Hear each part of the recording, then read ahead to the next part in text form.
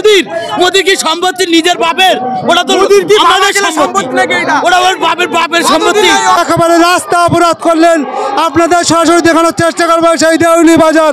কিন্তু রাস্তা অবরোধে কিন্তু একেবারে ইতিপূর্বে বসে বললেন সরাসরি দেখানোর চেষ্টা করব সেই দেউলি বাজার কিন্তু একেবারে অবরোধ করে বসে আছেন। ইতিপূর্বে আপনাদের সরাসরি দেখানোর চেষ্টা করব।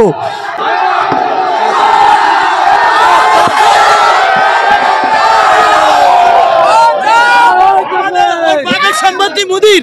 মোদি কি সম্পত্তি নিজের বাপের? ওটা তো আমাদের সম্পত্তি নাকি? এটা ওটা ওর বাপের সম্পত্তি।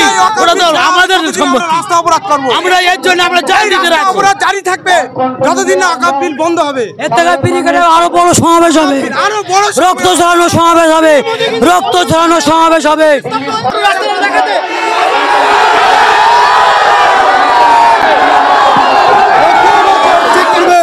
একেবারে মানুষ কিন্তু ক্ষিপ্ত হয়ে আছে। আমরা কোনো সম্পত্তি ফেরত দিলে আমরা কোনো মতে ছাড়বো না।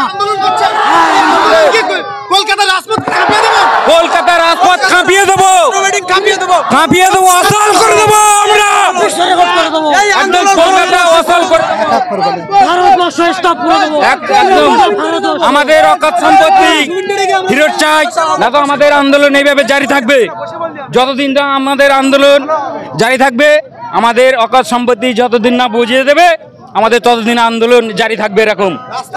আর কলকাতা শহর অচল করে দেবো।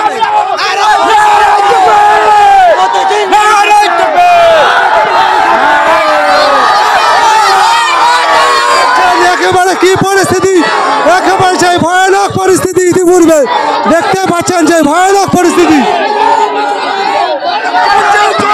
চালিয়ে যাবো যতক্ষণ গায়ে রক্ত আছে, ততক্ষণ আমরা চালিয়ে যাবো। যতক্ষণ না বিল না আমাদের না হবে, ততক্ষণ আমরা চালিয়ে যাবো। এই মিটিং চলছে, চলবে, চলবে না চলবে। আমরা দেখছি যে আজকে রাজপথে কলকাতা রাজপথে কিন্তু একেবারে যেরকম খামানো হয়, গ্রাম অঞ্চল কিন্তু দেউলি বাজার এর মধ্যে কিন্তু নিস্তব্ধ। এটা কি প্রভাব পড়তে চলেছে কলকাতায়? কি প্রভাব কি সারা অল ইন্ডিয়া কেঁপে চলবে, অল ইন্ডিয়া পড়বে ইনশাআল্লাহ কলকাতায়। এই ইন্ডিয়া আমরা কাঁপিয়ে দেবো। যতক্ষণ আমরা বেঁচে আছি ততক্ষণ চলবে, দেখতে পাচ্ছেন কিন্তু সেই বিক্ষোভ দেখাচ্ছেন কিন্তু এলাকাবাসী কিন্তু একেবারে